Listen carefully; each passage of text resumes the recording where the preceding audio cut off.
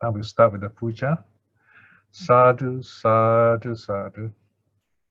Namo tassa bhagavato arahato samma sambuddhassa. Namo tassa bhagavato arahato samma sambuddhassa. Namo tassa bhagavato arahato samma sambuddhassa. Buddhang saranang gacchami. Dhammang saranang gacchami. Sanghang saranang gacchami. Dutiyampi Buddha saranang gacchami.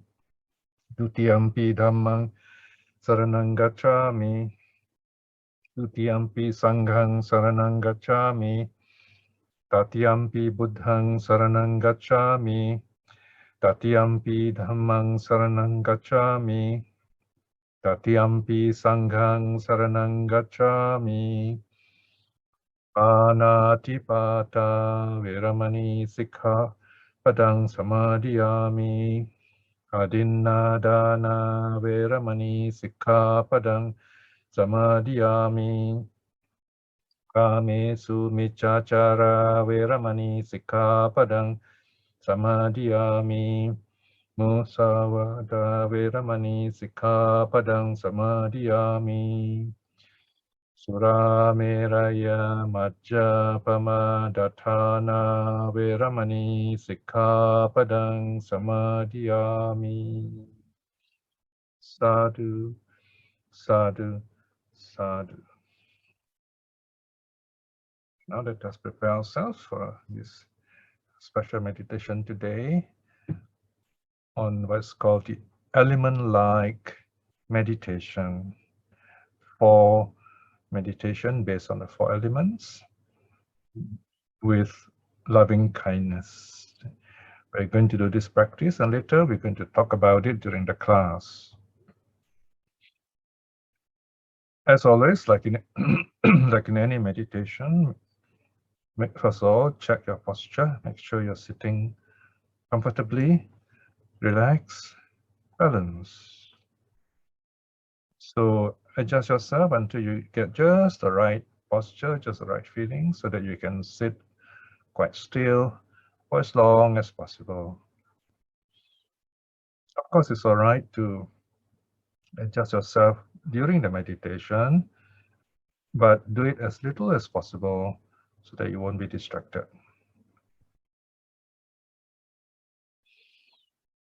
And in this meditation, we use a bit of visualization. We start off simply by telling ourselves, may I be well, may I be happy, may I be at peace with myself. So just settle down with that feeling of unconditional self-acceptance, accepting ourselves just as we are.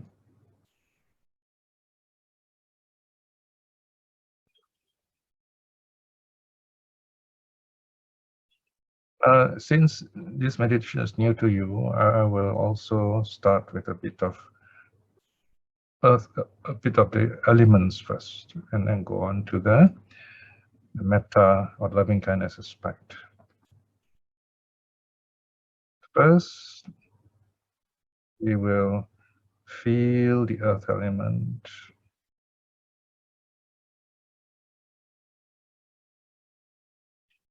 Notice the hardness of your chair as you're sitting down, or the support the cushion is giving you. That support, that hardness is earth element, resistance, earth, earth. You feel it and note it as earth. Your body pressing against the chair, or against the back of the chair. That's earth element. Note it as earth, earth. Or your arm or hand is together, or pressing on the arm of your chair, or on your lap, wherever your hand is. can feel it touching something. A feeling of touch is earth element.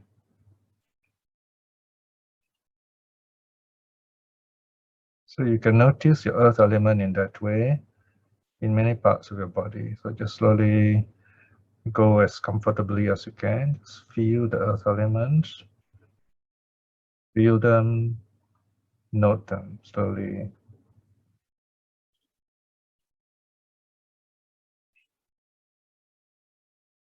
Now direct your attention into your mouth. You can feel the tip of your tongue gently pressing behind your upper row of teeth. You can feel the hardness of your teeth. That is also earth element.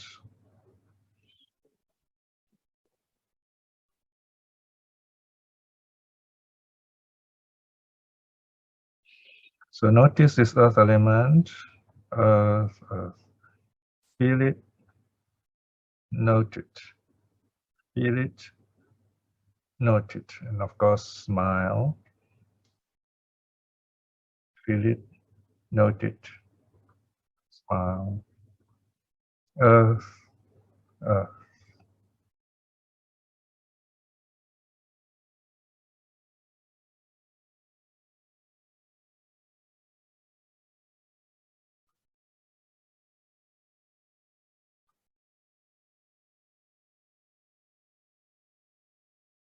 Now on your own, you can do this as long as you like. So be familiar with it. Here I'm going to teach you how to do it.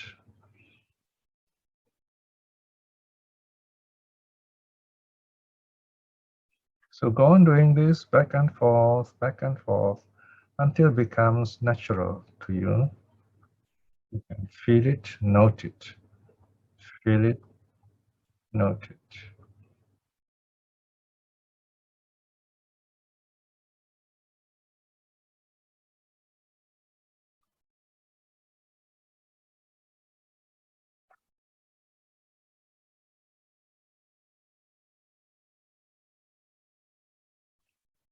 Now we will feel the water element.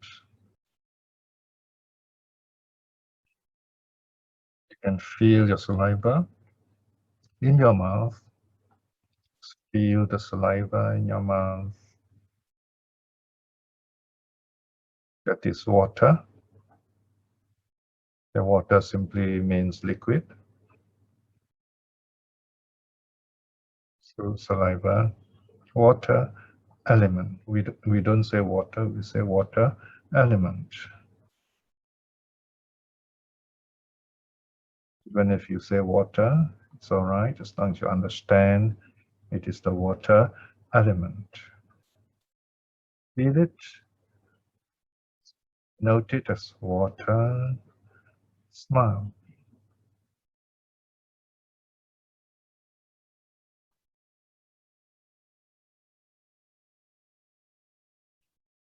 You can also notice water element if you are sweating under your armpits, for example. Otherwise, it's quite sufficient to feel saliva. Note it as water, smile.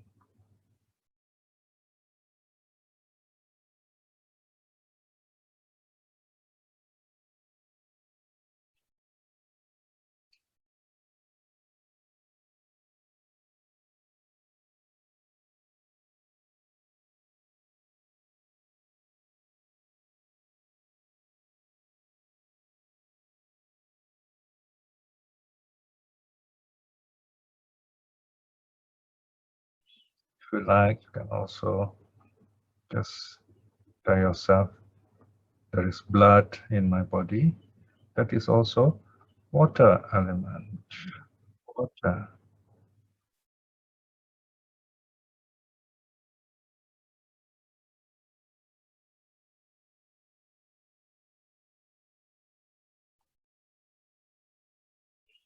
There is urine in me. That's water element. Urine is water element. So these are ways we know the water element in our body.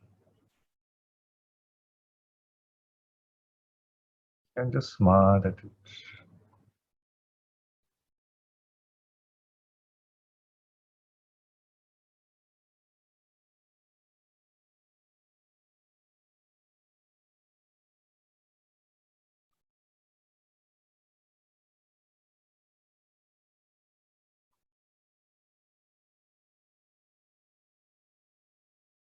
Just smile at it.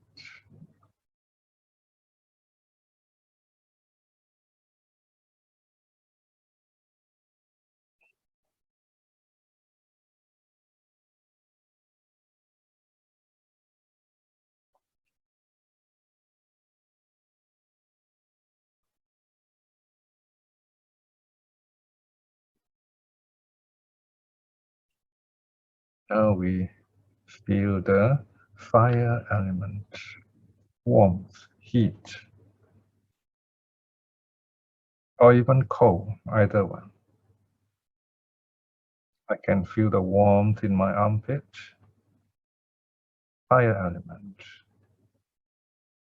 fire element. Smile.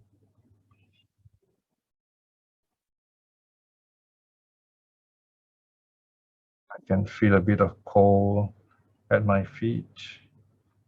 That also is fire element. Fire element.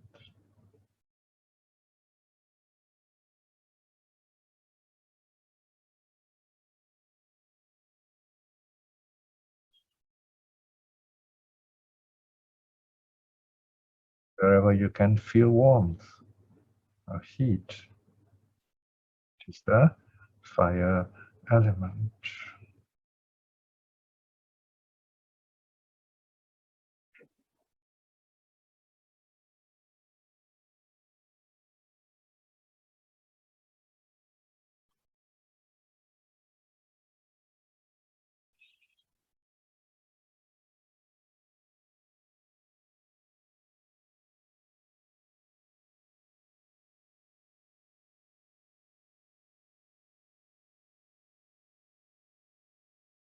And you see, when you look in the mirror and see wrinkles or blotches on your skin, that is also fire element.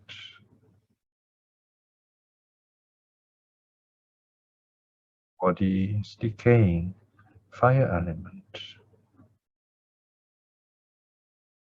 Just smile at it. Note it for what it is, fire element,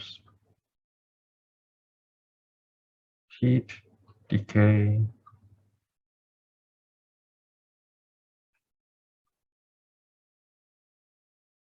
Accept it just as it is.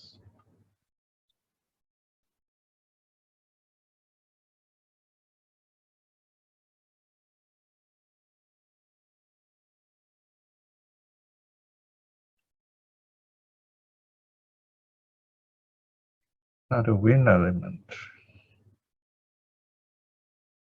Notice the breath coming in, going out through your nose, at your nose tip, or wherever you notice it. That's the wind element. Wind. Smile at it.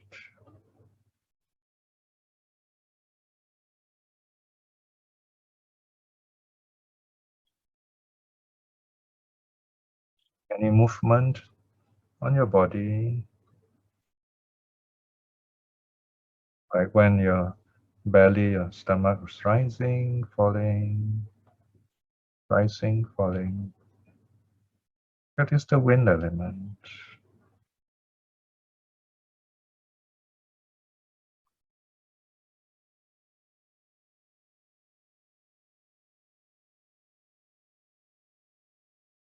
Sometimes you can hear sounds in your stomach or in your throat. That is also wind element. Wind.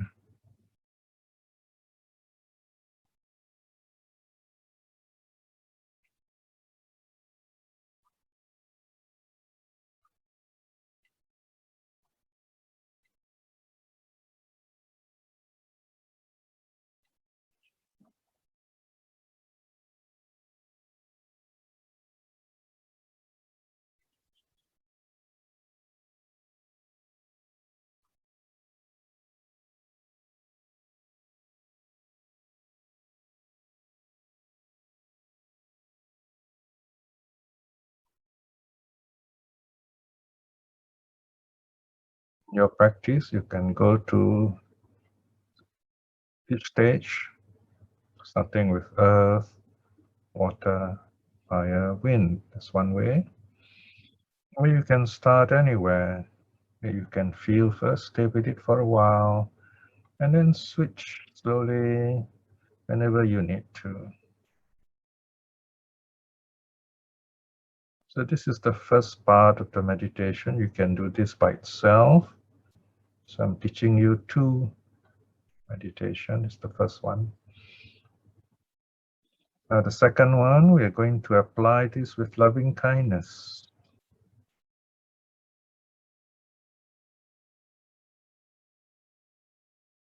I want you to picture in your mind earth, the earth out there. You may have seen some open space where you can notice earth, or you have stepped on it, play on it when you were a kid, or you walk on it. The earth. The earth element is solid, supporting us.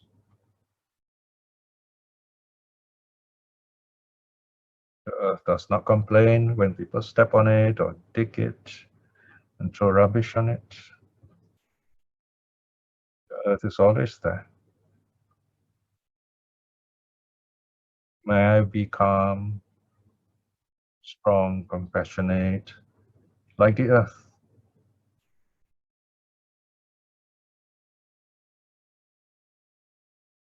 May I be strong, calm, and compassionate, like the earth.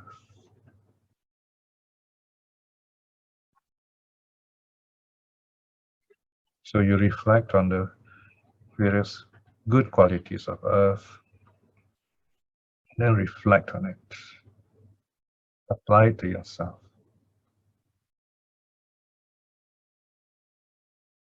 The earth gives nourishment and food to plants.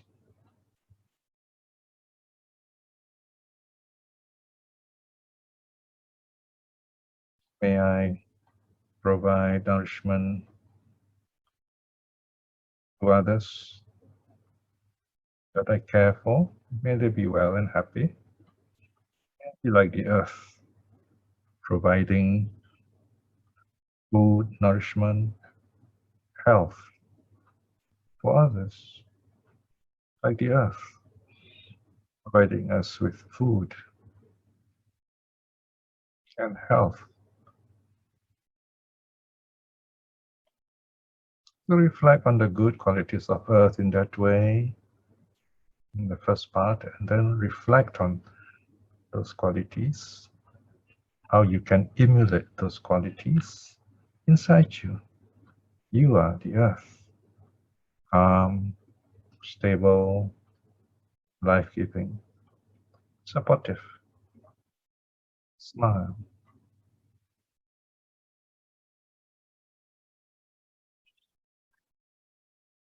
May I be like water. I picture water elements. Water cools us, cleanses us, slakes our thirst, removes our thirst. May I be like water.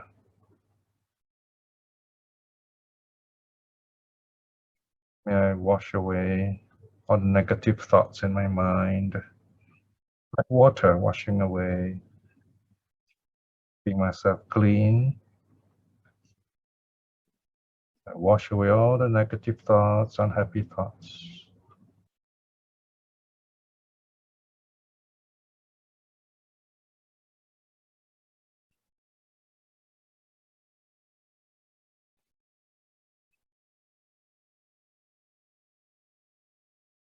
May I keep myself comfortable and cool with happy thoughts, and also give the same coolness and comfort to others, just like water cooling us.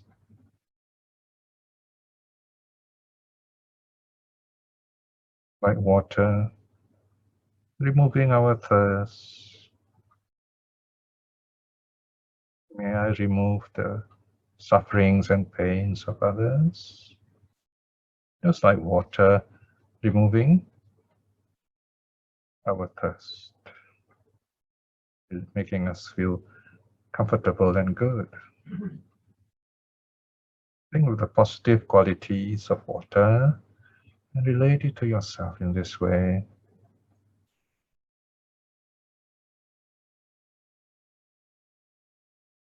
Picture, relate, picture, relate, until it becomes natural and easy for you.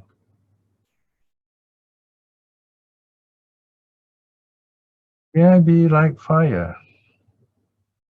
Fire burns rubbish, clean or dirty things. Fire purifies. May my mind be like fire, burn away all the negative thoughts, unhappy thoughts.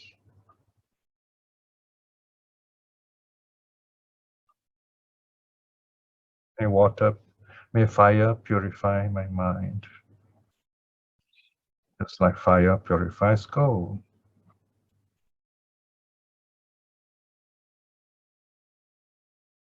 And smile. Remember to smile. Fire keeps us warm and comfortable and happy. May I show warmth. May I bring warmth into my family and people I know, to others, that they be well and happy.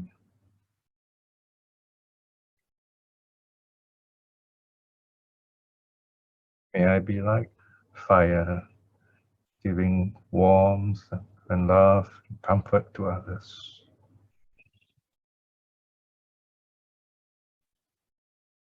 So picture, reflect on the good qualities of fire and relate to it. And turn it into metta, into loving kindness.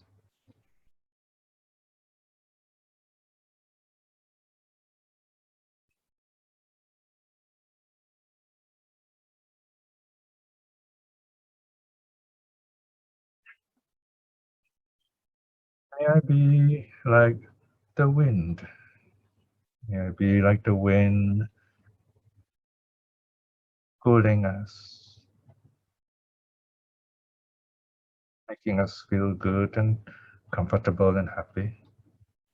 May I be like the wind, bringing comfort and joy to others. Smile.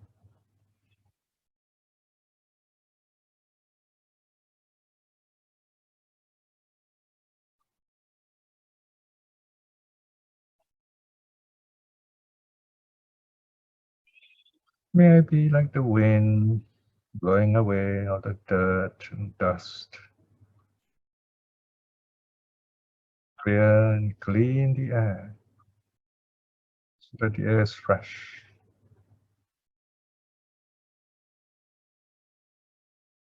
Like the wind, may I blow away all negative thoughts, unhappiness, and suffering, so that I'm happy, at peace with myself. May I do the same for others. Blow away all their sufferings and difficulties and discomfort. And smile. Picture all those happy, positive qualities of the wind.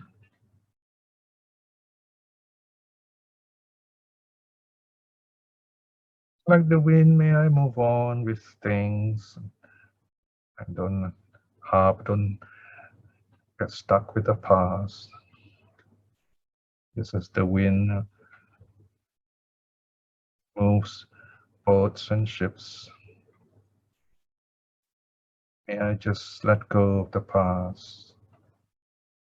Just let it be blown away by the wind. Even the present is changing. It's the wind of the present. So reflect on the nature of wind with loving kindness in this way and smile.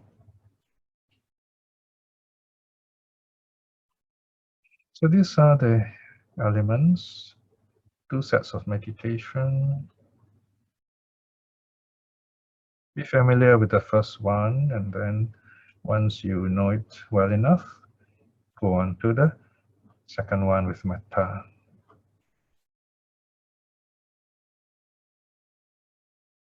At this point, please review your practice.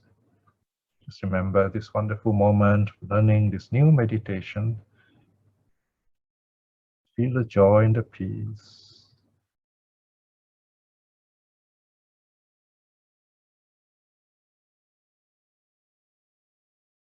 And remind yourself you will practice this when the time comes.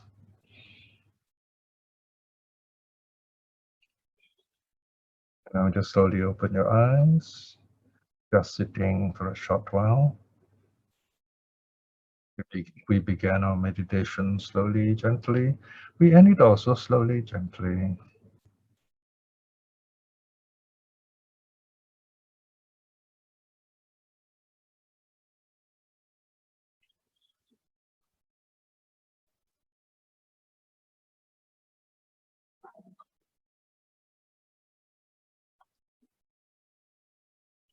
Sadhu, sadhu, sadhu. Okay, now we will start with our study. Okay, now let us begin with a bit of revision. Okay, so the whole idea of this series is on the three trainings: Sila, Samadhi, Panya. Okay, moral virtue, where you train your body and speech, and then number 2, training your mind, in other words, mindfulness and concentration. So these 2, 1 and 2, is to help us train in wisdom, that is, understand the nature of impermanence, and in that way see suffering in perspective so that we can lessen it and overcome it. Okay, so there you are. In the terms of the Eightfold Path, moral virtue comprises right speech, right action, right livelihood. Okay, so this is called Sila. Kanda. Sila means moral virtue. Kanda means aggregate or collection. Then the idea of keeping our precepts well is to calm our body and speech, refine them, so that they don't distract our mind, so that our mind can be free from the senses and can focus to cultivate right effort, bringing on right mindfulness, resulting in right concentration. 6, 7, 8.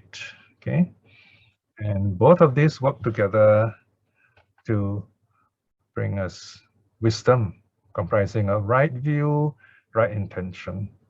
So it's not just seeing things rightly, correctly, wholesomely, but also with our mind, the intention, the will, the wanting to do things with a good, happy, wholesome mind, rooted in non-greed, non-hate, non-delusion, in loving kindness, charity, and wisdom, in other words. So this is the overview of what we have done so far. Okay. So now in this lesson today, we're going to write mindfulness. Again, we're going to revise a bit of what we have done before. So right mindfulness deals with the contemplation of, as taught in the Sati'paṭṭhāna Sutta, right? So I mentioned to you the word anupassana previously, remember? Anu means over and again, or simply again. Passana is to see. So or look. So we look at this mind again and again. The mind or the looks at the object again and again. So seeing over and again. What do we see? There are 4 things. Body-based meditation. First we watch the body, for example, the breath. Later on, I'm going to tell you more things that we watch, which comprise the body. Then we also, because it's body, there are feelings, so we watch feelings also. We'll be talking about this today. And then next lesson, next month, we'll talk about mind-based meditation. After that, mind-object-based or Dharma-based meditation. That will come later, okay? So sati, from sati'paṭṭhāna, sati means mindfulness, and it also means memory. So you by practicing loving meditation, you experience those states, and so you remember them, and then you use them to practice. So you have these 4 focuses of mindfulness, the sati'paṭṭhāna, by which you remember the true nature of your body to the 4 anupassana, to the 4 contemplations, or any one of them. And you can, the best sutta to get details of this, to study on your own, you can download this or message us so that we can send the latest copy to you, to Sati'paṭṭhāna M10. Okay, this is the one to remember, M10. There is one more, longer one, Maha Sati'paṭṭhāna Sutta, D22. Now, this D22 is more like a prospectus to impress non-Buddhists, to attract people to see that, to show them that Buddhism has a lot to offer, right? So the Maha Sati'paṭṭhāna Sutta is very long. It has the Sati'paṭṭhāna Sutta itself plus another sutta called the Sacca Vibhanga Sutta, where it analyzes the 4 Noble Truths in detail. So there's a lot of theory there. So it's going to be difficult for you if you're new. So if you want to meditate, you study the Sati'paṭṭhāna Sutta, M10, which is the best sutta to do that. Okay?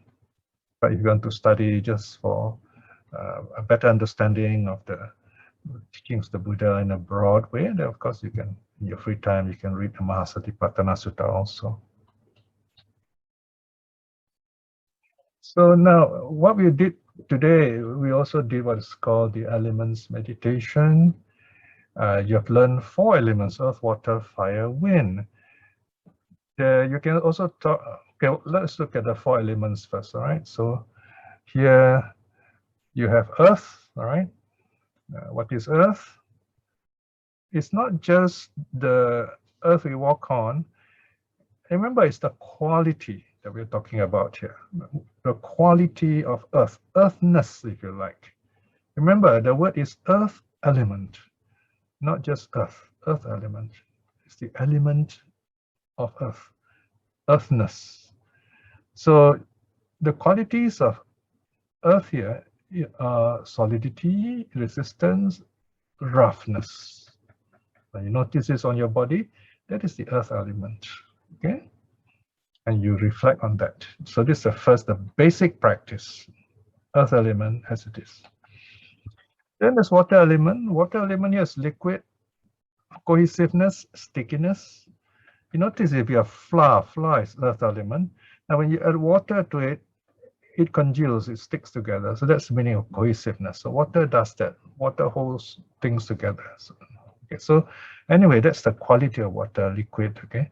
So this, you can feel it, you can notice it. So that's water element. Most of our body is water, liquid.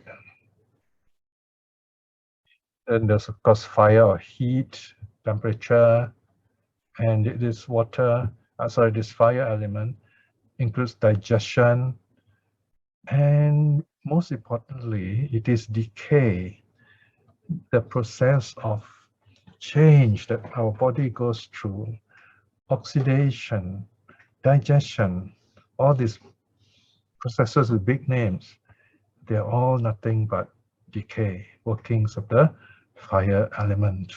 So reflect on them, that we are fire. Feel the heat, feel the cold on your body. You notice changes on your skin, even in your health. So reflect on this, the earth element. You're going to the earth element. When you have a fever, that is fire element. When you decay, that is the fire element also. Okay. Of course, you can see decay, but not connected with fire element. And then number 4, you have the wind element, the air. The air we breathe in, the air we breathe out. Gases in your body. And any kind of movement in your body, off your body. For example, when we eat, we chew and then we swallow and then the food goes down.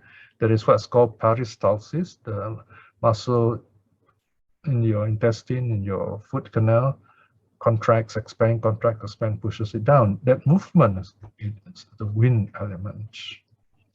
You hear sounds in your stomach, the borborygmus, that is wind element.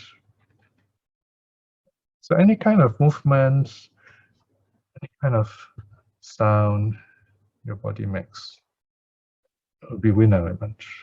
So let's reflect on that. Right? Now those are the 4 elements. Now the 5th element is space. Okay, here is what contains us. So we all have this eye-shaped space on Earth, no? So that's space. Of course, that's difficult to observe.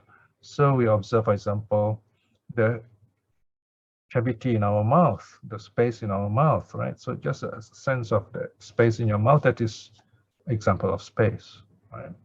And sometimes you can feel your stomach. You're hungry and your stomach is empty, and you can feel it's empty, or your stomach has gas. So there's space there, right?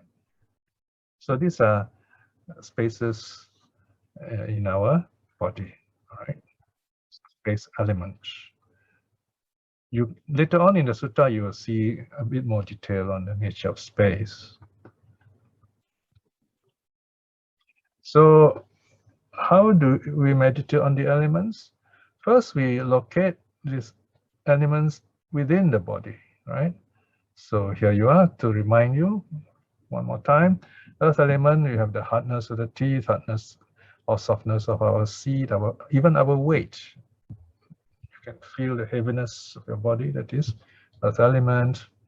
Water element, saliva in our mouth or sweat, snot when you have cold, right? Water element. And fire elements, the warmth in our joint hands, in our armpits, and on our seat. So it's an example of fire, warmth, heat, decay. Then there's the wind. You can feel the touch or coolness of the wind on your skin, or even gas in your stomach. Space, of course, is the cavity in your mouth. One example. So these are the internal elements: earth, water, fire, wind, space. If you're not certain with space, it's okay. You can leave out space, just focus on the 4 elements: earth, water, fire, wind. Now, another thing which is important is these 4 elements, you can select, you can choose one that you find you like, you can connect very easily, and you feel good with it. You can start with that. You don't have to start with earth. You start with the one that you connect most with, and then from there you build up all the others. That's your strategy in meditation. Now, how do we practice? Okay, so you can see the notes here. Okay, SD 311, right, and 1.3.3 and 6.1. Look up for details. So the structure is quite simple here. You first simply reflect. This is the internal earth, for example. if you feel hardness of your bones, of your seat, this is the earth element. So identify the element, water, fire, wind, identify the element first, all right? That's the first step, all right? Then next thing is, now this is the next stage in your practice. There is the external earth element. This is similar to loving kindness, but it comes just before that, right? So first practice is internal elements, and then note it with external elements, the element you see outside. And then the third stage is the loving kindness. Okay, it goes like that, all right? So now you link it, external element, okay? Now don't worry, I'm only introducing now. Later on, we'll look at the sutta passage telling us about all this, how to connect all this up. I'm giving you a kind of introduction first. So internal earth element, external earth element, they are the same. They are the same element. They are simply the earth element. So when we talk in this way, when we look at the element in this way, we are accepting it with loving kindness unconditionally. We just say that's what we are. And you're also reflecting on impermanence. All right, so it is quite an interesting, very complete practice in that way. So once you understand this better, then you go on to another stage. You reflect on non-self, right? You reflect on impermanence first. Then as you understand this, then you can also notice the suffering part of it, the unsatisfactory part of it, because it changes. So that's the second characteristic. Now, the third one is the most difficult. But when you're ready, you reflect, this is not mine. This I am not. This is not myself. The easiest to do this reflection is with a breath. We breathe in, and then we have to give it back. We cannot own it, right? So this is not mine. So it's very easy to say, it's not mine. I take it in, I got to give it back. It's not mine. I'm not this, because it goes in and it goes out. And this is not myself. There's nothing there which is the essence, fixed, it's moving, it's impermanent. So this is one way we reflect on non-self. Okay, so all the three characteristics can be found there. So go step by step, right? I'm giving you an overview here. Now we've gone to the 5 elements meditation as taught to the young Rahula by the Buddha, right? In the Maharahula Vada Sutta, M62. This is what you have practiced today. The earth-like meditation. Okay, that's the first one you did. In the second series, you did the earth-like meditation. How am I like earth? You reflect, may I be like earth, calm, stable, nourishing, things like that, all the good qualities. And water element, you look at all the good qualities of water and then you connect with it to yourself. Then fire element, again, same thing. See all the good qualities, important qualities of fire element and connect to yourself. Water element, same, wind element rather, same thing. You see the good qualities of wind element, connect with yourself. Finally, space element. See the good qualities of space element, the vital qualities, connect with yourself.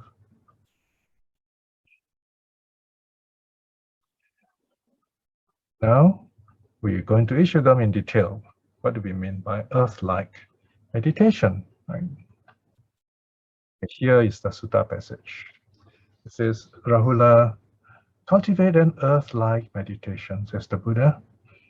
For Rahula, when you cultivate an earth-like meditation, agreeable and disagreeable contexts that have a reason will not overpower your mind and remain. So there you are. So this is what the benefit of the meditation is.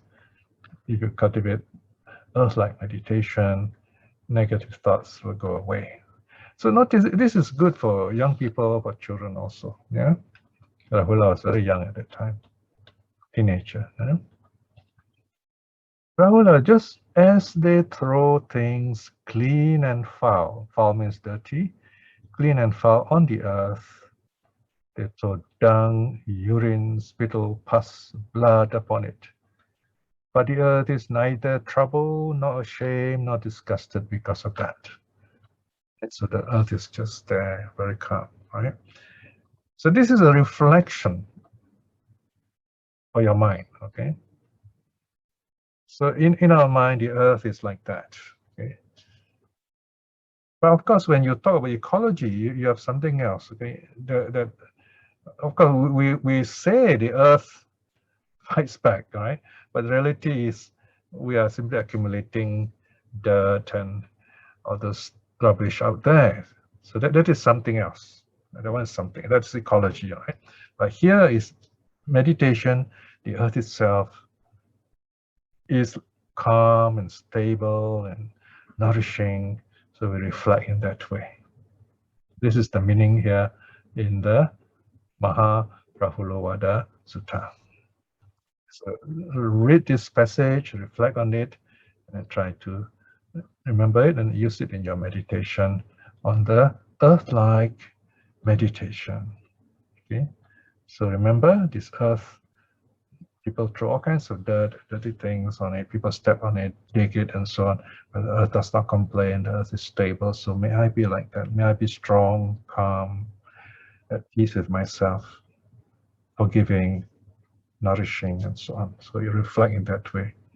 So imagine this is a wonderful practice for children, especially when a child lacks confidence. You say, okay, imagine your earth, you're very stable, and you are strong, you support trees and people and so on. So it gives them this idea, this connection with something really wholesome and good. So this is how the practice is done, in other words. Okay, it's a kind of visualization, and then you feed it also. Okay.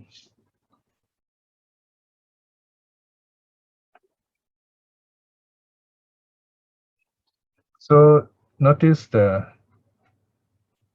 Buddha said, even so, that's the way we cultivate earth-like meditation, says the Buddha. The next one is water-like meditation. Okay, so this is also in the Mahaprahulavada Sutta. Here the Buddha tells Rahula, Rahula, cultivate a water-like meditation. For Rahula, when you cultivate a water-like meditation, agreeable and disagreeable context means experiences that have arisen, will not overpower your mind and remain. It won't trouble you, right?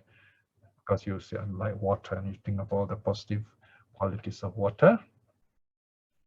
Rahula, just as they wash things clean and foul in water, clean things, dirty things.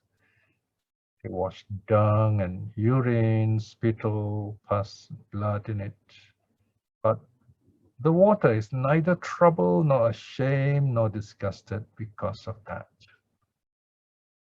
The water is not bothered, right? So, even so, Rahula, cultivate a water-like meditation. So may I be like water. I may hear all kinds of things which are unhappy and painful, but I won't be troubled by it. I'll be like water. I'll just wash it all away, clean it. I'll be cool. I'll be like water, removing thirst. I'll be at peace.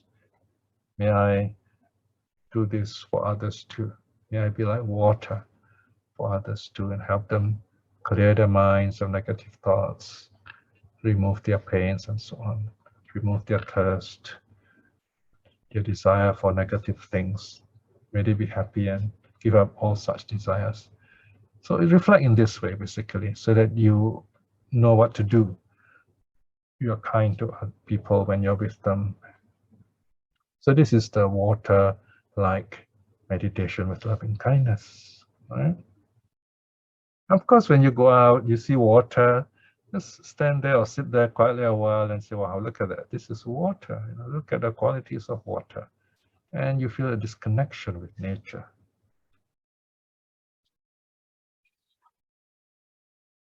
And there is the fire-like meditation. Rahula, cultivate a fire-like meditation.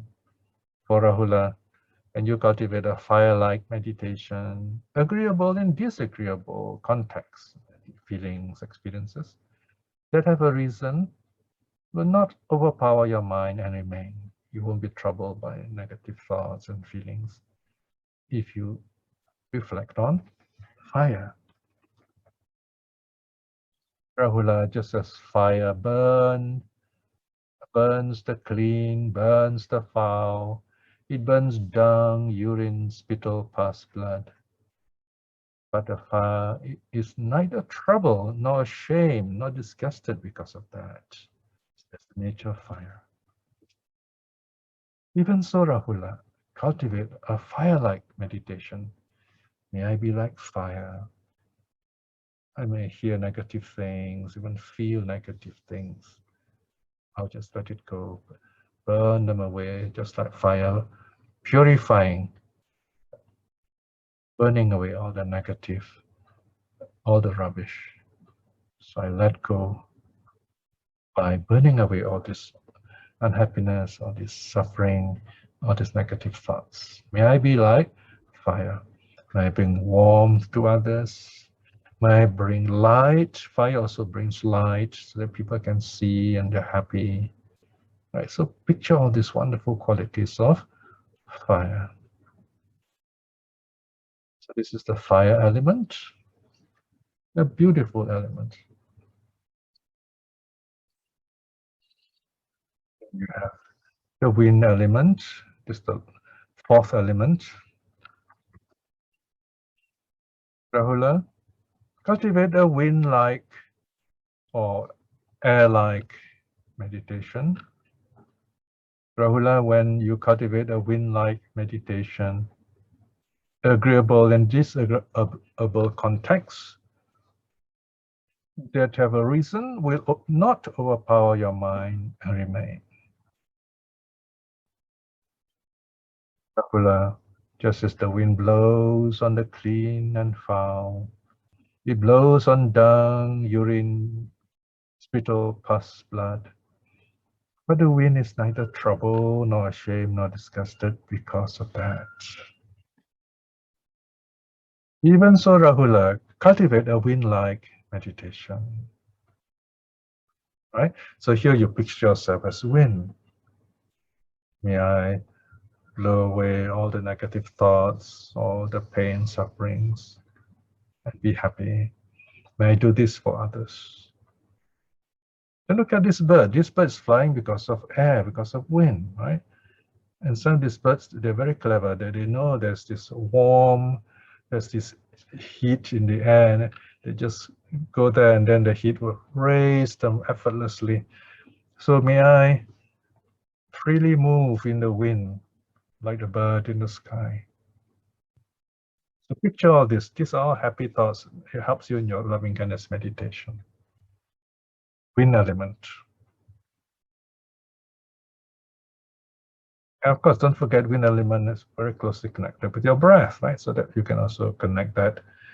Now notice if you start off with the earth element and then go on to water, fire, and then you end with wind. That is your breath meditation. So that's another way to practice, right? You go step by step and end with the familiar, very soothing breath meditation. Now we go on to the fifth of the five elements before we take a break. Space-like meditation. So you have earth, water, fire, wind, space. Rahula, just as Rahula, cultivate a space-like meditation. For Rahula, when you cultivate a space-like meditation, agreeable and disagreeable contexts that have a reason will not overpower your mind and remain. So space is a very You can see it, but it's there, right? And the words here are very easy. A very short line says, the Buddha says, Rahula, just as space is not established anywhere. Not established anywhere, right? Notice space is there, but it's not anywhere. It's there, okay, but not established anywhere. Even so, Rahula, cultivate a space like meditation. May I be like space, accepting others unconditionally. May I be like space, letting go of all negative thoughts, empty my mind of all these negative thoughts, and I'll be spacious and happy, like a bird flying through in the sky. Right? You can also use the sky as idea of space, right? So these are all very beautiful, very positive thoughts to help you in your loving kindness meditation. So we're going to stop here for a while. We have a short break, and then we'll come back. 5 minutes break. Okay, now in this second part, we look at something very new. This is on the what's called stages of decomposition. This is the kind of meditation which we normally would not and should not do on our own, unless we really need it, and you need proper guidance with a spiritual friend, in other words, a teacher who's experienced, and very important to balance it up with loving kindness. Okay, this is found in the Sati'paṭṭhāna Sutta.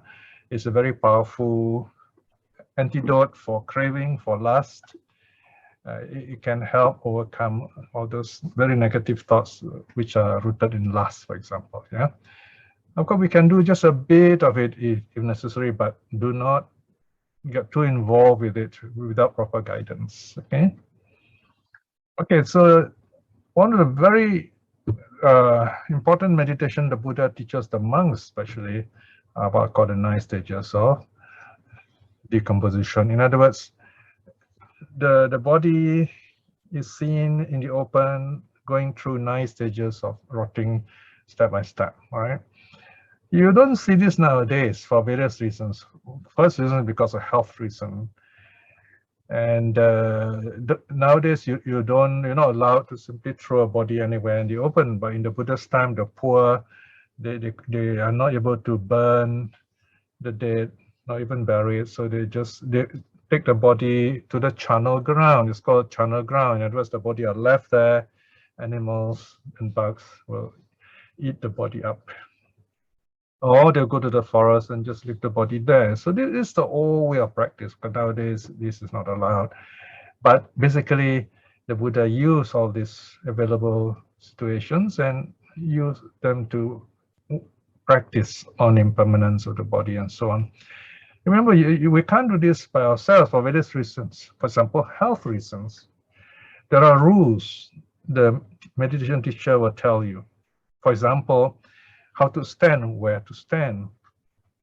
You have to watch the wind and see where the wind blows, and you stand upwind. So the smell and the germs, whatever, won't blow into you.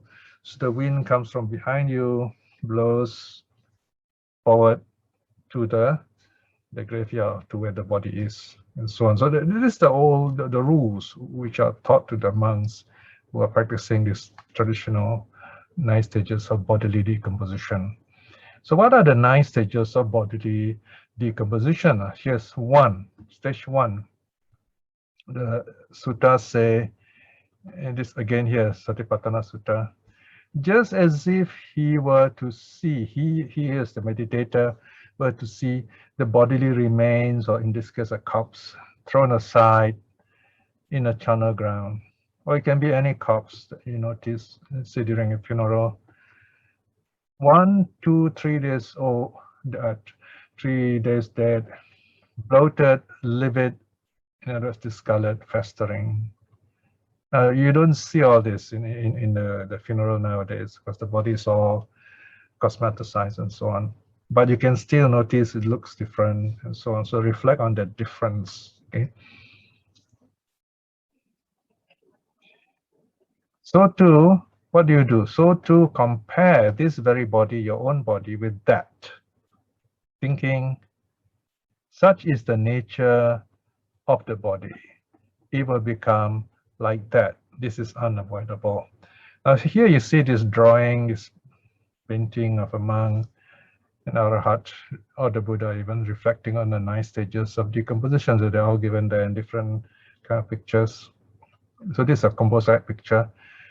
The most important point here is this part here. Such is the nature of this body, such the nature of my body, your body. It will become like that. So next time someone passes away, you pay your last respects. See, in Thailand, normally when someone has passed away, they will put the body in the main hall of the house, or usually main hall of the house, and you can still see the face. And then if you're a close relative or close friend, you'll come to the house and pay your last respect. So they will put the corpse hands out a bit and then put a bowl underneath, and you pour lustral water, perfume water over the hand as a gesture of saying goodbye. It's giving away this body, right? So this is what they would do in Thailand. I don't know about Sri Lanka and Myanmar. So then you also reflect. You look at this familiar friend, someone you've known before, but now the person has passed away, the face all look different. So you say, just as he is now, so will I be. So as I am, he was that too. So you connect this change. Or you can simply reflect, as in the sutta here, this body will become like that. You just reflect that way as a matter of fact. You don't have to think anything more. But this idea will balance up negative thoughts or too happy thoughts about, oh, I have a nice body, and get attached to it. So you balance all this up. You're reminded of the true nature of life, and then when you do things, you do things in a proper balanced way too. So this is the reflection. Such is the nature of this body. It will become like that. This is unavoidable. So this is the reflection you do when you visit this laying, what is called laying in state. Someone has passed away, you come to pay your last respect. This is what you reflect on. Okay? Reflect on death. This is a death reflection. So remember this important instruction. Then we go to stage 2. Right, stage 2, or again, bhikshus, just as you were to see bodily remains or a corpse thrown aside in the charnel ground, being eaten by crows, or being eaten by hawks, or being eaten by vultures, or being eaten by dogs, or being eaten by jackals, or being eaten by worms and bugs. So to compare this very body with that, thinking such is the nature of this body, it will become like that. This is unavoidable, right? So this, again, as I said, this is possible in the ancient times, maybe in India today, but in Singapore or even Malaysia, you don't see this. But this was practiced those days. So you notice that some kinds of meditation we can't do today, but the idea is there on this kind of looking at truth and then say, well, I'll be like that too. Then you won't be attached to your body. You take it as a matter of fact. You respect it. You take good care of it, so you stay in good health while you live. So this is a second stage of decomposition. This body is eaten up by all these wild animals and bugs and worms and so on. So the third stage now, or third to fifth stage, again, bhikshus, just as if you were to see bodily remains, in this case bones, thrown aside in a charnel ground. Okay, so all the bones here. Here you can see a picture of a monk noticing all this. These are temple paintings, and then you see a skeleton with some flesh and blood, and the bones are still connected. right, by some sinews, tissues, tendons. Yeah? So this is the third stage of decomposition. The fourth stage is the skeleton, no more flesh, but still a bit of blood left. I mean, you can see it's smeared with a bit of blood, and the bones are still connected. All right, so the bones are still, the skeleton is still there, and then with a bit of blood, no more flesh. And then stage 5, you see the skeleton, flesh and blood all gone because of the rain and so on, but still connected. The bones are still connected. Then now stage 6 to 9. So here, this part is a bit funny actually. It's almost like I remember once there was a song about this actually, but they were talking about names of bones, you know. So here you see in stage 6, a random disconnected bones scattered in all directions. So the skeleton is all broken up. A hand bone here, a foot bone there, a shin bone here, a rib there, a thigh bone here, a pelvic bone there, a backbone here, a shoulder bone there, a neck bone here, a jaw bone there, a tooth here, a skull there. Right, so this is a reflection. You see this sometimes in the pirate movies. The bones bleach, looking like conch shells. All these bones have been weathered, so they are kind of white, like conch shells. And then stage 8, the bones are piled up over a year old. Okay, so now they are being piled up, they are decaying. Okay, stage 8. And then finally, the 9th stage is reduced to dust. The bones are reduced to dust. Okay, so you see example here, like I said, in the the pirate movies. No? Okay, so these are basically the 9 stages of decomposition. And for each of these stages, you reflect.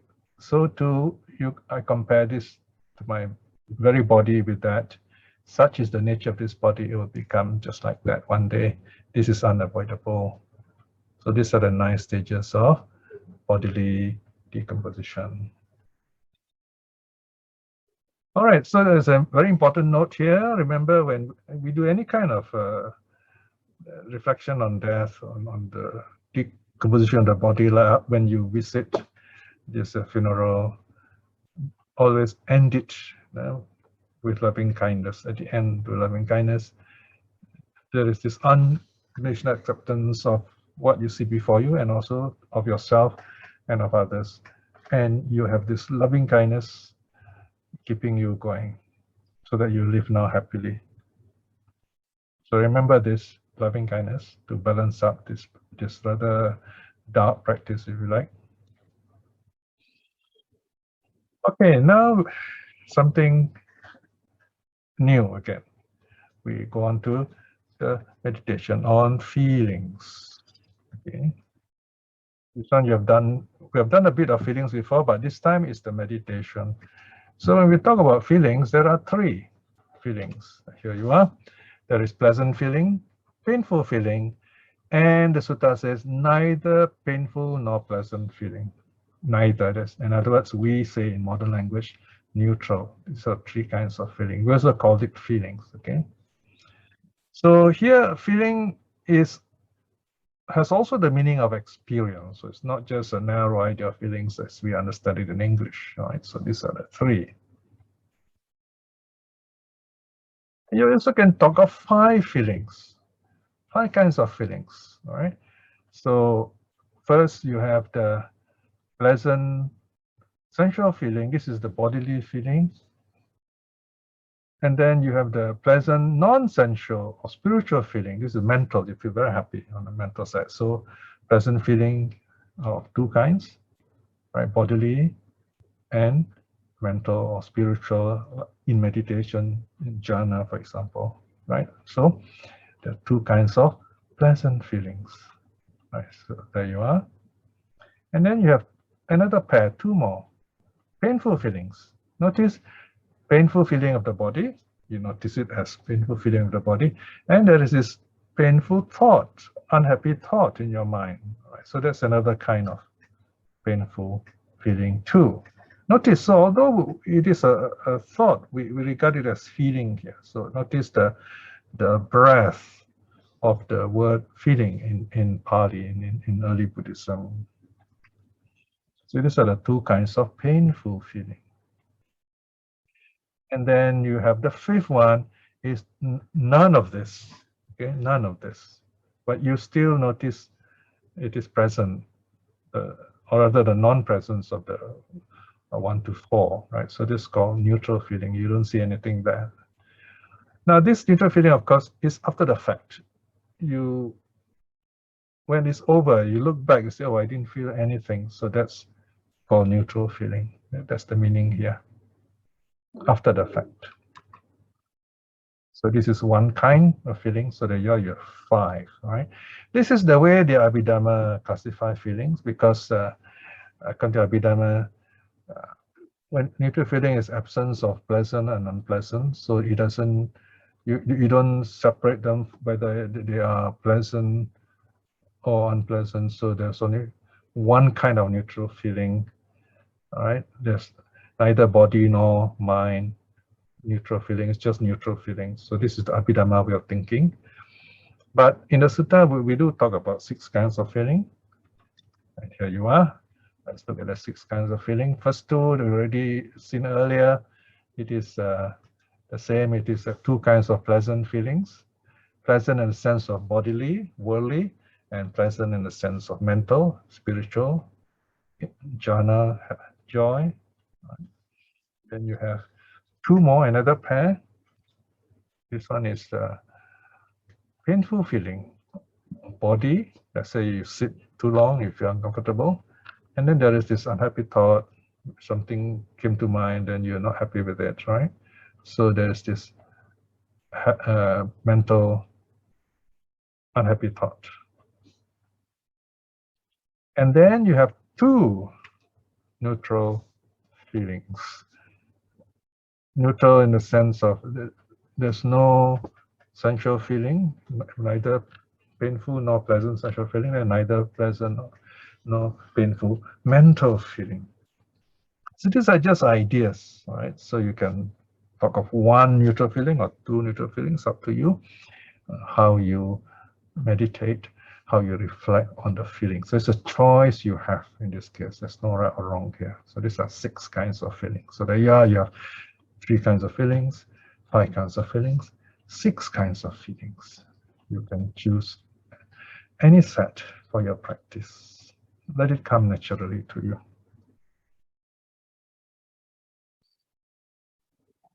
So here again, some things to note about neutral feeling. Neutral feeling is unique in the sense you have no experience of before. It's just an absence. There's no feeling there. You only know this, as I said, after the fact. Upon looking back, say, oh, I didn't feel anything present. I did not feel anything painful. Conclusion is neutral feeling. So it's after the fact. There's no previous experience of it. So we must regard this as being impermanent also. We must not live it like that. Then ignorance will arise. Ignorance will arise, right? So this is impermanent. This feeling will go away. This thought will go away. It's impermanent. This nature, neutral feeling also is impermanent. It's mind-made, it's impermanent.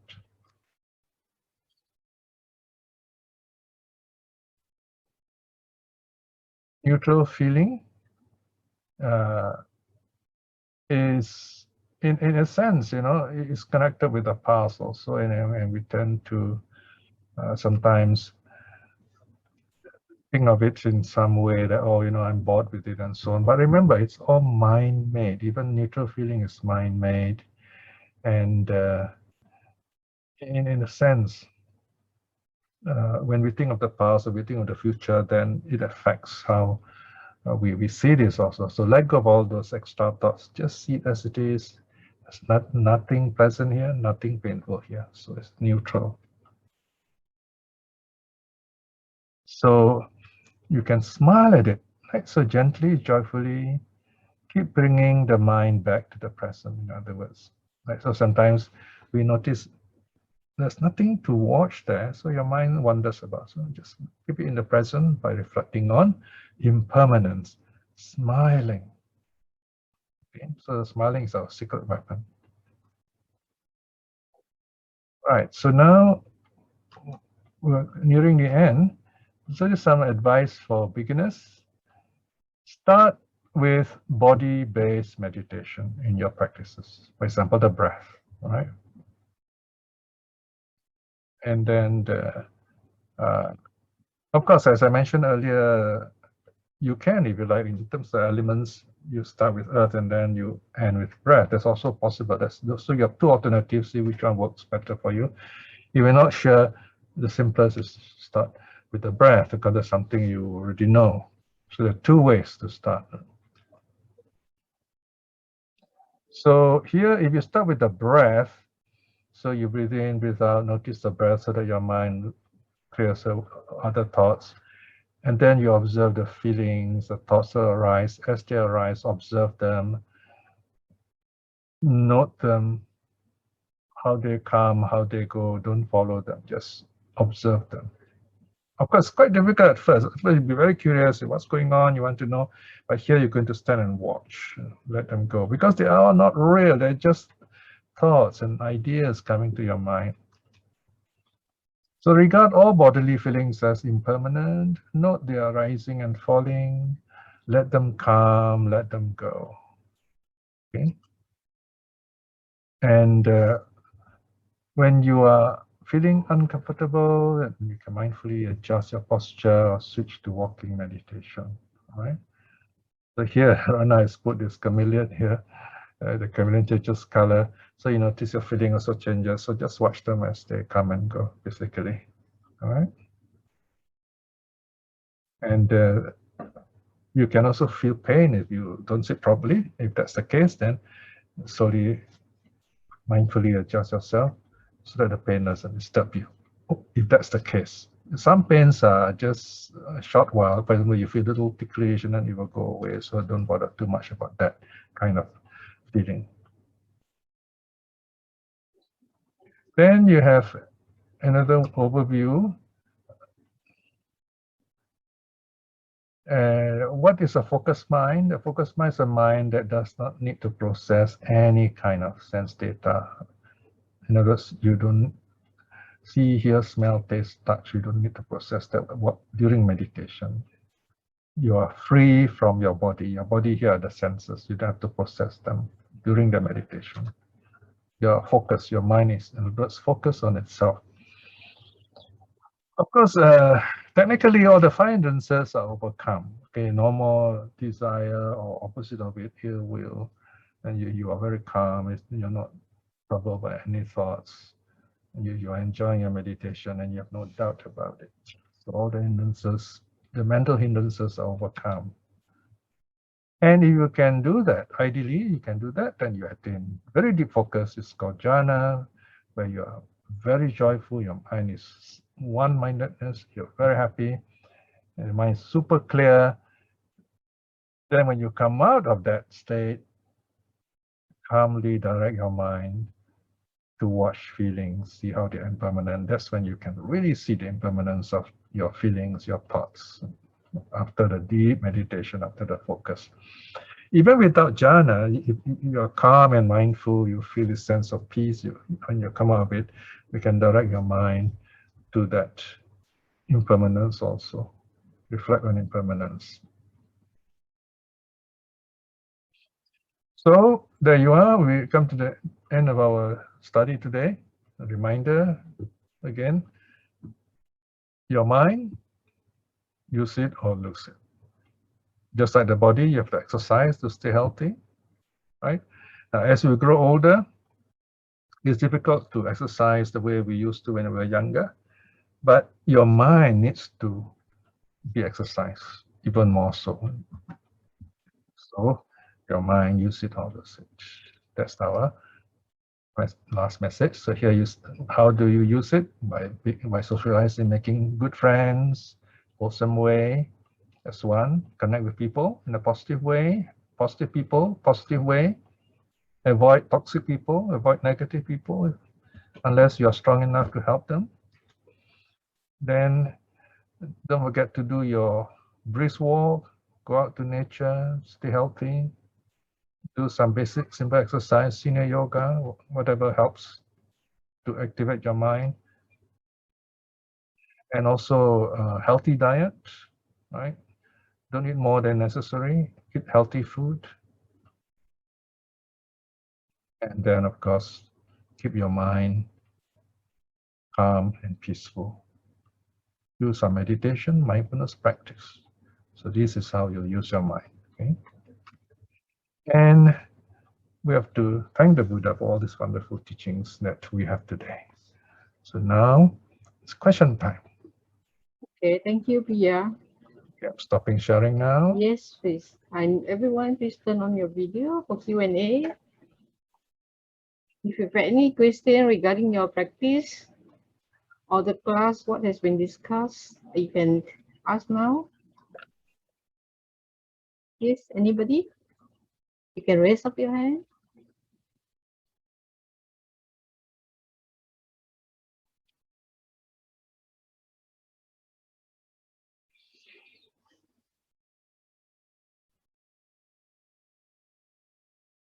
No question? You're welcome. You're welcome.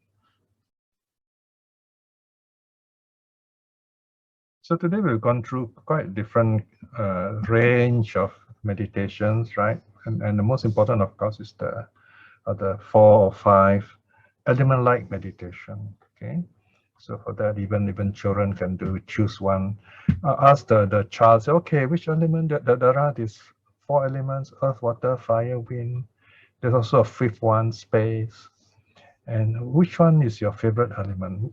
What is it? Which one do you want to be? You want to be earth, fire, water, wind, or space? And then reflect on that to give you strength and calmness. So that can be a beginning of meditation for children too. Yeah. Let them go at their own pace. For children, it's very important not to force them. They don't sit too long, just enough time. Keep it natural, in other words. So Ryan? Yeah, unmute, please. Hello, Bante. Yeah. I have the question, but now that I'm speaking, we normally are trying to make ourselves comfortable before we start the meditation by assuming a comfortable position. Mm-hmm. The lotus posture, the cross leg, like a deliberate attempt to make ourselves uncomfortable. Is the explanation for that? Okay, right. It's because you know, those days, Buddha's time, they sit in the forest. And in the forest, there are no chairs, no cushions. I mean, they sit on leaves. They sit on a rock, and then they use their ropes to, you know, make it comfortable. So it's very simple life. So, and also they do yoga. So they've been doing yoga since young. So their legs are very flexible, and they can fold it very nicely in a balanced way. They don't feel any tightness or pain. It's very comfortable, and it makes you stable. All right. So if you have done yoga, yeah, that is easy. If not, there is the half lotus. Half lotus, one leg on top of the other. Depends on how comfortable your legs can be. Relax, comfort, no pressure points. Otherwise, sit with the bottom higher up and the knees kind of sloping lower a bit. That's another way. So you have a meditation cushion, okay, a zafu as they call it in Japanese, or some kind of comfortable way of sitting, even on a chair. Okay, you can sit on a chair and then your legs just touch the ground very nicely. The chair is not too high, not too low. It's just the height of the length of your legs. Okay, or a little lower is okay. Then you can just bend your legs a bit, and then there is something soft to support your feet. So adjust yourself accordingly. The comfort is important so that you don't spend time fighting pain. That's the idea. You can use newspapers, cushions. You can roll up your pillow. So these are ways of, you know, getting that cushion to sit on. Or like I said, the final resort is a chair. But be careful, don't use those very soft sofa. where you sink in and then your back has to, you know, get a bit twisted. You can feel all this discomfort. So don't sit too long. You're going to get backache, especially when you are older. So balance, sitting with your spine straight up, feet down. So those are the basic ways of sitting. Okay. All right, just Diane. I come to you now. Diane, please. Right, yes. Yeah. I'm not sure if this is directly closer to your mic, please. Okay, I'm not sure if this is, can you hear me now? Yes. Yes. Okay, I'm not sure how related this is, but earlier we were talking about meditation on elements, and all of this is we are all looking to release negative emotions, get rid of the negative emotions. Is there ever a time when the negative emotions are productive? Is there a use in holding on to them? Because yeah. I don't know. Since you asked the question, do you have any in mind that you think might be the case? I feel like I'm being taken advantage of at work, and without getting angry, if I just let the negative emotions go. Oh, okay. Yeah, that is interesting. Yeah, you can, in a sense, you say, wow, okay, this is what it feels like, you know, people take advantage of us, you know. Okay. And you try to understand what's going on here, all right? Maybe why these people are doing it. And then at the right time, you answer back, so to speak. Maybe one day someone notice you and say, how come, you know, you are going through this difficult thing, right? But you don't seem to show it, you know. Then you say, oh, so yeah, but that's the way of his life is, you know. So people have reasons for doing what they do. Maybe they're not happy, but I'm okay with it. I'm happy. For example, you can say that. I mean, if that's the way you feel. I mean, you don't hate them. You feel, well, they have trouble with their own work. So here I am able to absorb that part of them, which is troubling them. So I'm okay with it. All right. So that's, if you can do that, that's called magnanimous. You feel good about it. You feel good about it. That's different. You don't feel bitter, you see. So I wouldn't say that's taking advantage already. That's why you're helping people, like a mother would care for the children. You see, this child is all the time bothering the mother, but the mother is not bothered, you see. So it depends how you look at the situation. The idea that I'm being taken advantage of is a thought in your own mind. You see, there is a very interesting Dhammapada verse, you know, which addresses just this attitude. The Dhammapada verse says, he took advantage of me, he beat me, he did bad things to me. If you think like that, you always be unhappy. In psychology, this is called the victim attitude. We keep thinking, oh, people do this to me, people do bad things to me, see? And you think of that, and then you're not happy, you see. Whereas the others, they know this is happening, but on the other hand, you have learned psychology, you understand why people work, you know the nature of work, you know the difficulties all these people are going through, and they're trying to give up all this pain. They don't know what to do, and you're convenient to them because you can absorb all the difficulties, that space for them, so you don't mind, and it doesn't affect you negatively. Very important, that part too. And that's when you become their friends. You begin to help them. And once they can see that, you find water finding its own level, they will somehow be okay with you, be nice with you. So this is one scenario we can think of. If you have that strength, that loving kindness of accepting them as they are. It's not easy. In fact, it's compassion here. Why? Because compassion is where you show kindness to people even when they don't deserve it. And that is your strength. But remember, it must not affect you in a negative way. If it does, then you have to remedy it somehow. See what can be done. Maybe bring it up during a meeting or something that can be corrected. Talk to them. Try to understand their side without, you know, making them feel belittled or exposed and so on. So these are special qualities that we can have as a person where we are helpful to others, and people will be very grateful to you if you can do that. Okay? So Just give it a yes. Yeah. Sorry. Thank you. Okay. Next person. Mayang, did you raise your hand just now? You want to ask a question? Yes, Sister Ratna, can you hear me? Yes, yes, Mayang.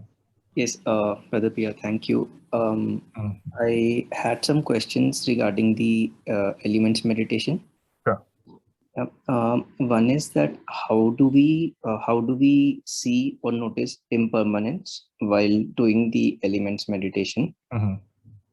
Second is that say if I'm feeling cold somewhere in the body, so is it a lack or absence of fire element? No, it is fire element. Fire element, heat. For example, the word temperature. See, the word temperature will be fitting here. So temperature can be hot or cold. So this word heat is just another word for temperature. Okay. So some people try to use a big word calority. Calority. So it includes heat and cold. Right. So don't what should I say? Don't intellectualize it. Don't try to analyze it. It's just heat. And then, okay, your question is how do you see it as impermanent? You can see it changing. For example, the heat and then it goes away, it becomes warmth, or warmth becomes cold, right? And even the earth element, as you sit, you can feel the pain, and then you notice the nature of pain is such you don't always feel it. There are spaces in between pain. Pain, no pain, pain, no pain. Because of this difference, that's how you can feel it.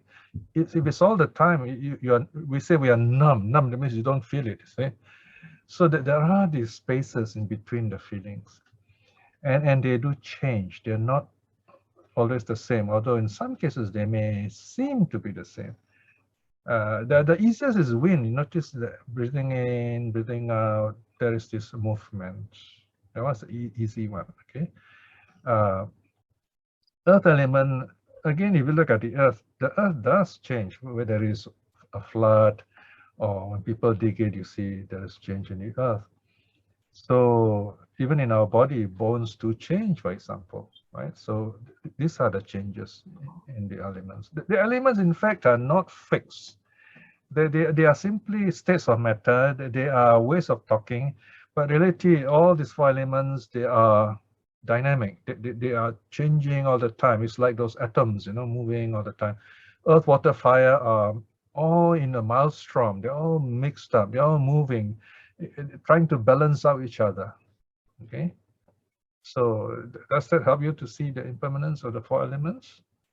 It's easier. I will try and practice that. Yes. Remember, they are not things. They are states of matter, dynamic states of matter, not fixed states of matter. Nothing fixed. All right. Okay. And also, I have a follow-up question on the fire one, and actually on this that. So say that if I'm feeling uncomfortable somewhere in the body, either too cold or too hot or anything like that. So like like people say that like the elements can be balanced in the body. So can they be balanced by doing meditation and sort of, I mean, is there a technique? Yeah, it's possible. For example, if you do your meditation regularly, you may notice that you feel more comfortable meditating when it's cold rather than when it's warm.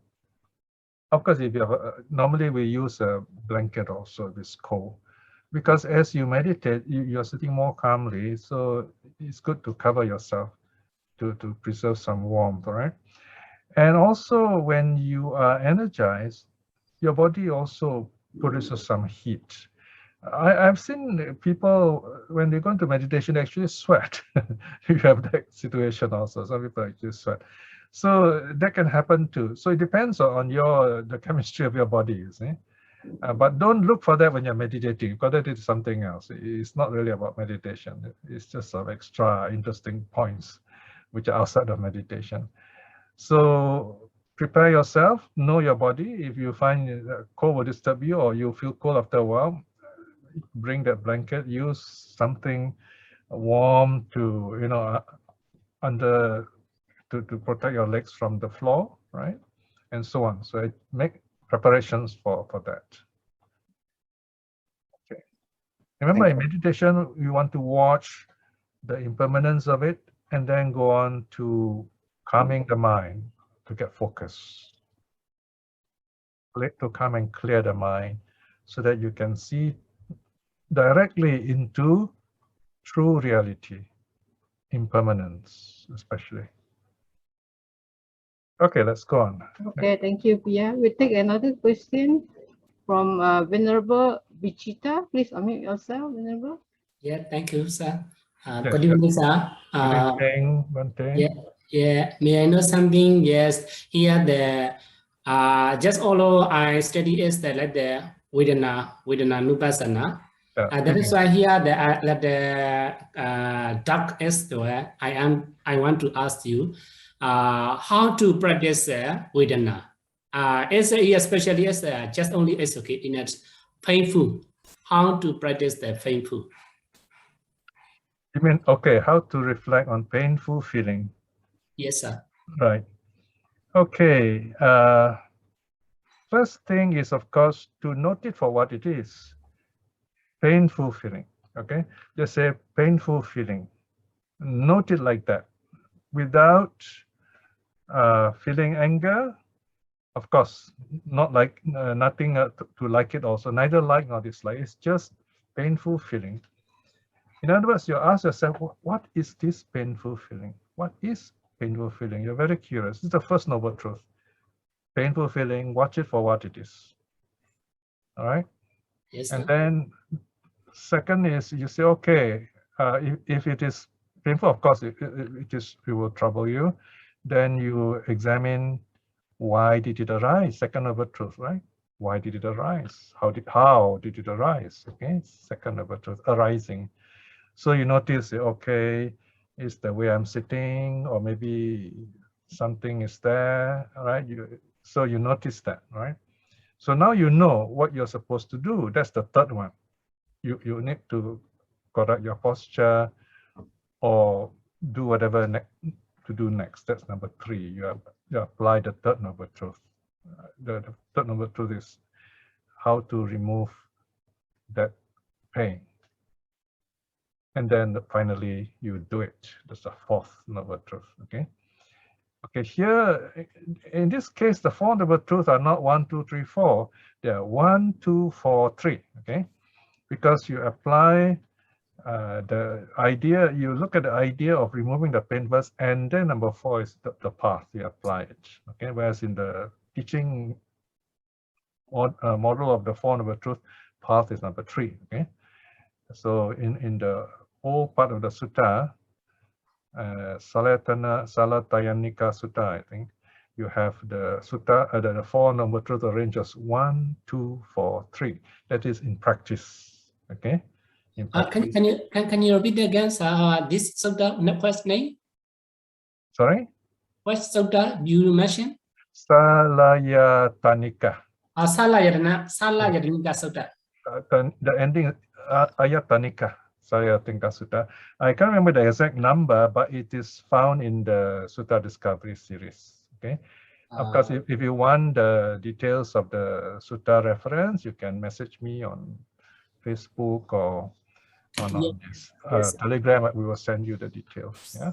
Anyway, in practice, it's 1, 2, 4, 3. Yeah. Can I continue something? Yes. Sure. Yes, sir. So you already, I'm not sure, you mentioned is there how to remove this painful feeling, something like this. So I found that somewhere is the Tika, a concept commentary, and there is two idea I found. Do you understand? It's a Bali language. Within Vaikambhidra, within Anu Wadidra, something like this. So here is the this commentator, 2 commentator mention is there, focus is painful or not focus painful, something like that. They are mentioned. It is I am a little doubts. How do things this one? The 2 kinds of painful feeling, I think it was mentioned in our study, right? One is the body, the other is the mind. Is it what you mean? No, sir. No, sir. This according to this commentator, they are mentioning is that we follow that this painful, not follow the painful. These are practice, two practices. So I understand it is there. One practice is there. We just only like that you talk there. Paying is a long time practice. Other way is there no practice like this. They don't go there. They remove there this painful, but no, they don't go there. Other way that practice. I think you already know that this sutta, for example, Tanga 5 days is the 1 month. At that time is they not follow that this painful, something like this. I find it a bit hard to follow you. I'm sorry. You're talking about two feelings now. One is painful, one is not painful. Is that correct? Yeah, yes, correct, sir. But I asked there. Avoid both of them. You don't Yes. look at them. Yes, sir. So neutral feeling, in other words. So you don't see them as painful, you don't see them as pleasant. Just as feeling, is it? Yes, sir. Yeah, because that is one way also. That is another way. But that one needs a lot of practice. Because we're going to like the painful feeling, we don't like the, we're going to not like the painful feeling, we're going to like the pleasant feeling. So you can see both as simply as feeling. So feeling, yeah, you can do that also. Depends on how it works for you. If you're not troubled by it, you can do that also. Simply watching it as feeling. That's possible also. Okay? Thank you, sir. Thank you, sir. All right. Any other question? Thank you, Piya. Anyone else has question? This is your chance to ask. We still have 5 minutes more. Yes, 5 more minutes. So remember, you're going to practice one of this, whatever you have learned today on your own, especially the 4 elements, various versions of the 4 elements. If you're not sure, it's a time to ask. Okay. And of course, if you want to have a better, you want to revise, you want to refresh yourself, you can look at the video again, or maybe take a snippet of one part and then use that as to guide your meditation. Also can, yeah. You can use for example, the first part of our recording here, you can use that to guide your meditation also. That's another way of doing it. In fact, you find every lesson you have that little bit at the start. Some are 10 minutes, some are 20 minutes. Today it is about half an hour, I think. So you can choose which length you like. And then you just take that part of the recording and then use it for your meditation. That's another way. So that's guided meditation. Yeah. I'm trying. Can we have can we have everyone turn on? Oh, okay. Ryan has a video? question. Ryan has a question. Yes. Bante. Yeah. When at a wake or funeral, sometimes you see people going to pay their last respect. Yes. And they would offer a chant or a prayer. Is that a prayer on the reflection or on impermanence? Is that yes. To send for the deceased, or is it for ourselves to reflect on what is impermanence? Both ways. The usual way, the monk will recite, anicca vata sankhara padavaya dhammino upajitva nirujanti te samrupa samosukho. Impermanent are all things. It's their nature to arise and pass away. And when this rise and fall ends, there is true peace. Right? So this is the reflection we do, Dharma reflection, that people are born, people die. So that's the way things are. We have to face this. So this is one reflection. You can reflect, say, this friend was alive, I knew him so well, we did a lot of happy things together, now he has passed away. I'll be like that too. And then you remember happy things about him, right? Because only the body is left there. He is reborn elsewhere. So in a sense, Buddhism is very positive. There's no death. It's just the body left, and then this person's reborn somewhere else. So we are just paying respect to a memory of this person. Okay, the funeral is actually just to comfort the living. So that's one way of looking at it. Okay, and of course the family, people who know him, we want to comfort them too, and then take it as a lesson, a very valuable lesson on the good things this person has done, and we remember those good things so that we are also happy, and we send those thoughts to him wherever he is. Okay. All right, Ratna. Yes. Yeah. Mayang got the question. You want to take your photo first? I think meanwhile everyone just turn on your video, Yeah, and then please. we take Turn your question video from Mayang. Mayang, and please just smile. unmute yourself. Yeah. Yes.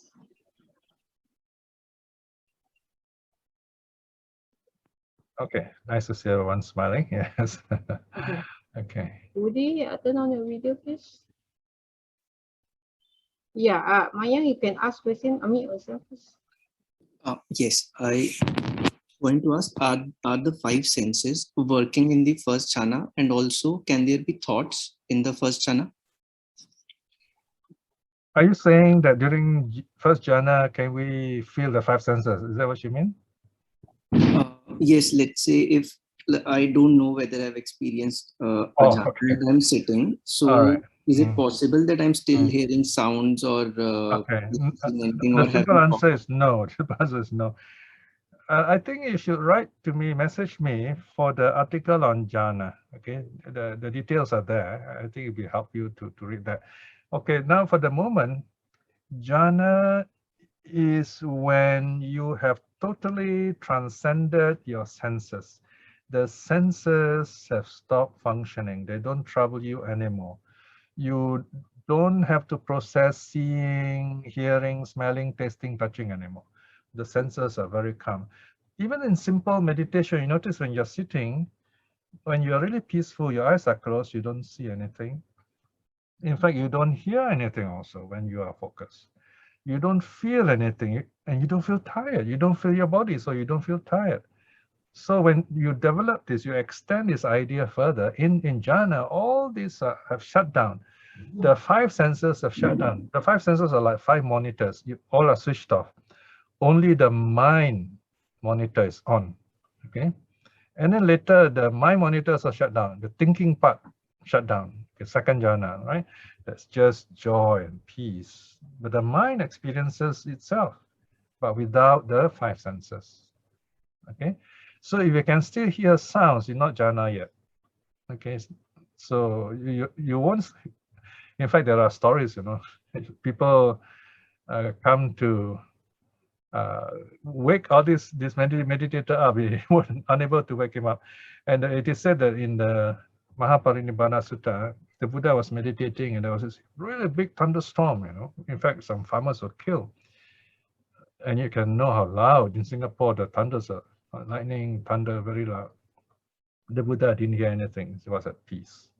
So you don't hear any sounds during jhana. All right, so that's a simple answer. Yeah, you're at peace, very joyful. Okay. Right. Thank you. Yeah, sure. Okay, thank you. Yes, please smile, and we take a really nice picture now. One more picture, yeah. Yeah. Okay. I love taking pictures here. Wonderful. Okay. Right. 1, 2, 3, smile. Yeah. When you go away, right. I want you to remember about this gathering. We're always smiling. We're always happy. All right. So we will do our closing puja now. Yeah. Okay. Very good. No last minute urgent questions, right? Just to be sure. Right? Everybody's so happy. Okay. No question. Okay, everyone's happy, huh? All right. So now we do our closing reflection. Okay. So here we are. We have finished our lesson for today. The way I look at our lessons, we will go up to Vesak next year, I think. So this lesson is going to continue. We're going to study in detail these different kinds of meditation based on the Sati'paṭṭhāna Sutta and connected with our topic. Remember, we have gathered here because of a lot of good things we have done. We are practicing renunciation. We have renounced a lot of pleasures of the world by coming here, sitting here peacefully for 2 hours. We have taken the 3 refuges, Buddha, Dhamma, Sangha. We've kept the 5 precepts. We've listened to the Buddha's teaching and also practiced meditation. We have asked Dhamma questions, listened to answers. All these are very good practices. Remember this moment. Be happy with this moment. Well, all these good deeds we have done, may we be well, may we be happy. May we be at peace with ourselves. May we be bodily healthy, mentally healthy, so that our wisdom grows. May those that we care for, people important to us, to be well and happy, send your thoughts to them.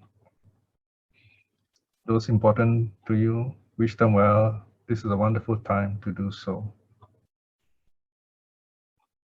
And even to those people we have difficulties with, may they to be well and happy. They may learn to love you, be your friends, because we'll meet again in time to come. And now, finally, let us show our gratitude to the Buddha, our teacher, the Dharma is teaching, and the noble disciples who are good examples to us. Arahang Samma Sambuddho Bhagava Buddhang Bhagavantang Abhivademi. Bow down. Swakato Bhagavata Dhammo Dhammang Namasami. Bow down.